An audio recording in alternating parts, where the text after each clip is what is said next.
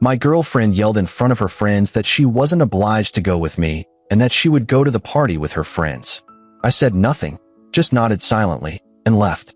Later that night, one of her friends messaged me and said, "Do you know what your girlfriend said after you left?" What she said next was surprising. "I'm 27, been with Leah for 3 years. We met through mutual friends at a rooftop bar downtown, and honestly, the first year was incredible. She was spontaneous, fun, always dragging me to new restaurants or weekend trips. I'm more of a homebody. I work in software consulting, long hours, decent pay, but she brought balance to my life. Or so I thought. The problem started around month 18. Small things at first. She'd make plans without telling me, then get annoyed when I couldn't drop everything to join. She started going out more with her friend group, Taylor, Becca, and Nina, 3 women she'd known since college. I didn't mind at first. Everyone needs their friends. But it became every Thursday, every Friday, most Saturdays. When I'd suggest we do something together, she'd sigh like I was being clingy. Money became another issue around the same time. I'd always paid for most things, dinners, trips, her car insurance when she was between jobs last year. She worked in marketing, decent salary, but somehow always seemed broke by the 3rd week of each month. I never asked where her money went. I should have. The night everything changed was a Saturday in late September. There was this birthday party for one of her coworkers, someone I'd met maybe twice. Leah had mentioned it casually on Monday. Adrian's party is Saturday. Should be fun. I assumed we were going together. That's what couples do, right? Saturday afternoon. I'm getting ready. Nice jeans, button down, when Leah walks out of the bedroom in this short black dress I'd never seen before. She looks amazing, but something in her expression is already defensive. "You look great," I said. "What time are we leaving?" She didn't even look at me, just grabbed her purse from the counter. "I'm meeting the girls there at 8. I blinked. "Wait, I thought we were going together?" I never said that. Her tone was sharp. "It's Adrian's party. I barely know him through work. You'd be bored. Then why am I dressed up?" She finally turned to face me, and there was this coldness in her eyes I'd never seen before. "I don't know, you tell me. Maybe you just assumed, like you always do." That stung, but I kept my voice calm. "Leah, I just thought." "Look," she cut me off. "I'm going with my friends. You can come if you really want to, but I'm not babysitting you all night." Something about the way she said babysitting made my stomach drop.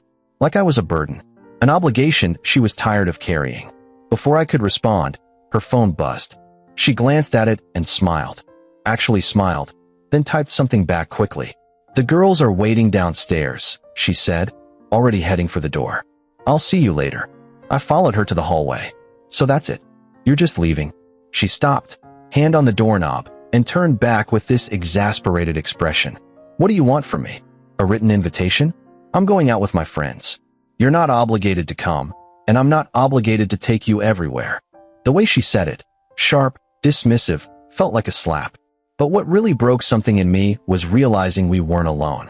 The apartment door was open now, and standing in the hallway were Taylor, Becca, and Nina, all 3 staring at me. Taylor had this smirk on her face like she was enjoying the show. Leah didn't lower her voice. If anything, she got louder. "I'm not obligated to go with you, okay? I'm going to the party with my friends. If you can't handle that, that's your problem." The hallway was silent except for someone's TV playing faintly in the background. I just stood there, feeling like an idiot in my stupid button-down shirt, while her friends watched me get humiliated. I didn't argue, didn't yell back. I just nodded. Once. Then I turned around, walked back inside, and closed the door behind me. I heard them laughing as they walked toward the elevator. I spent that night on the couch, staring at my phone, feeling pathetic.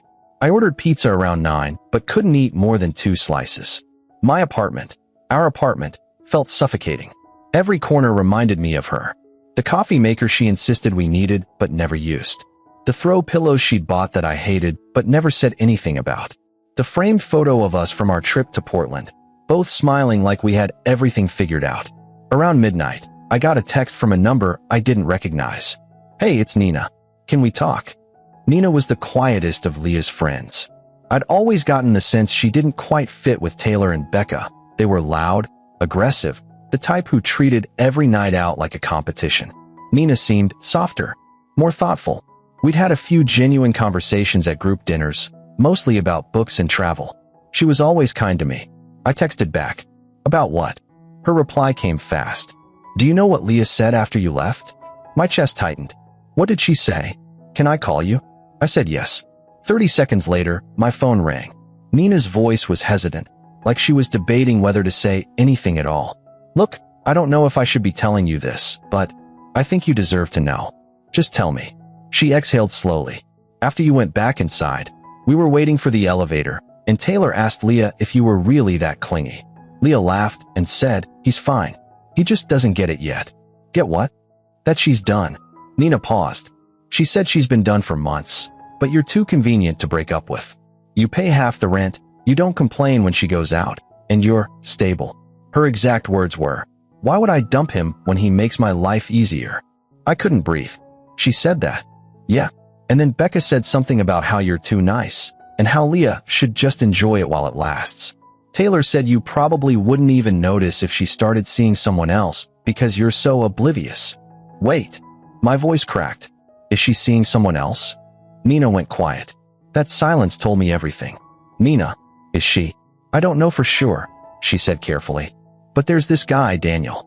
He works at the same company as Adrian. Leah's been talking to him a lot lately. At the party tonight, they were really close. Like, touching his arm, laughing at everything he said, sitting practically in his lap during beer pong. I don't know if anything's happened, but it didn't look innocent. I felt nauseous. Why are you telling me this? Because you're a good guy, Nina said softly. And you don't deserve to be treated like this. Leah's my friend, but what she's doing isn't right. I've been watching it happen for weeks now, and I couldn't stay quiet anymore. She's using you, and everyone can see it except you. How long? I asked. How long has this Daniel thing been going on? I don't know exactly. Maybe 2 months? I first noticed them talking a lot at a work happy hour in July. But tonight was different. Tonight she wasn't even trying to hide it. I didn't sleep that night. I just sat there, replaying every conversation, every dismissive comment, every time she'd made me feel small. And the worst part? Nina was right. I'd been oblivious. I'd convinced myself things were fine because I didn't want to admit they weren't. I started thinking about the money. About how Leah always needed me to cover things. Dinner, groceries, utilities when she was a little short that month. I opened my banking app and started scrolling back through months of transactions. Venmo payments to Leah. $300 here. $450 there. Rent payments where I'd covered her half, just this once. That turned into 3 months in a row last spring. I added it up. Over the past year alone, I'd given her close to $8,000. And for what? So she could go out with her friends 4 nights a week? So she could buy new dresses to impress other guys? When Leah came home around 2 a.m., stumbling and giggling, I was still on the couch with my laptop open, spreadsheet pulled up. You're still up? She slurred, kicking off her heels. We need to talk. She rolled her eyes. Not tonight. I'm tired. Now. Something in my voice made her stop. She sat down on the armchair across from me, arms crossed. Fine. What? Are you seeing someone else? Her face didn't change. No shock. No guilt. Just annoyance. Who told you that? Answer the question. She stared at me for a long moment, then laughed. Actually laughed. Oh my God, you're so paranoid. Leah. No, I'm not seeing anyone else. Happy. Can I go to bed now? You told your friends you're only with me because I'm convenient. Her expression shifted. Just slightly. Enough for me to know Nina was telling the truth. I was joking, she said flatly. Were you? She stood up. I'm not doing this right now. You're being ridiculous. Then tell me the truth. I just did. She grabbed her phone and headed toward the bedroom. Good night. The door closed behind her. And I knew, in that moment, it was over. I didn't confront her the next morning. I wanted proof first. Call it pride or stupidity, but I needed to know for sure before I made any moves. Sunday morning, Leah slept until noon. When she finally emerged, hungover and irritable, I was at the kitchen table with coffee. We should talk about last night, I said calmly. There's nothing to talk about. You accused me of cheating based on some paranoid fantasy. Who's Daniel? She froze. Just for a second. But I caught it. A coworker. What? Just wondering. You've mentioned him a few times lately. So? She poured herself coffee, not looking at me. I mention a lot of coworkers.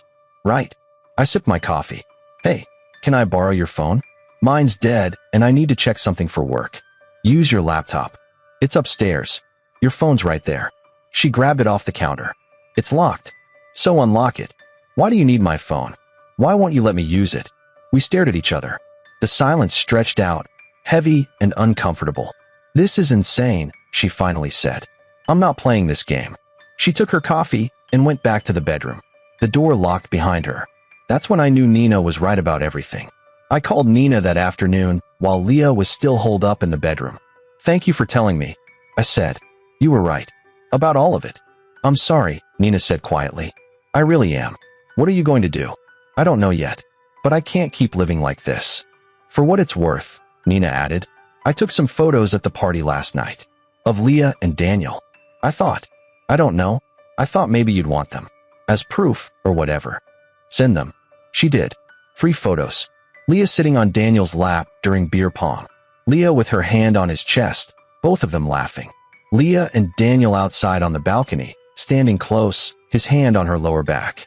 I stared at those photos for 20 minutes. Not because I was surprised, but because seeing it made it real in a way I couldn't deny anymore. Monday morning, I called in sick to work. I spent the day looking at apartments.